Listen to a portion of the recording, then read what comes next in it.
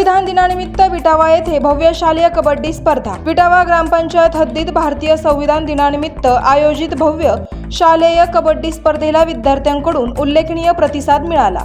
दिवसभर उत्साहपूर्ण शिस्तबद्ध वातावरणात सामने पार पडले।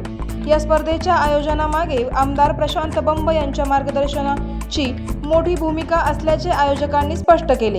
स्पर्धेस प्रमुख पाहुणे म्हणून उपस्थित होते पोलीस निरीक्षक रामेश्वर गाडे, माजी जिल्हा परिषद सदस्य व प्रथम पारितोषिक दाते ॲडव्होकेट मनोहर गवई, कृषी उत्पन्न बाजार समिती संचालक व द्वितीय पारितोषिक दाते दीपक बालचंद्र जाधव, तृतीय पारितोषिक दाते गुंजाळ सर, आदर्श शिक्षक सरपंच बाबासाहेब घुगे, प्रशासकीय अधिकारी चव्हाण साहेब, ग्रामसेवक रमेश मुळे, सुनील मामा गांगवे, शिवाजी देवबने, रिक्षा चालक मालक संघटनेचे अध्यक्ष बालाजी आडे सरकार, जिल्हा कबड्डी असोसिएशनचे सचिव डॉक्टर माणिक राठोड, जिल्हाध्यक्ष अजय पाथरीकर।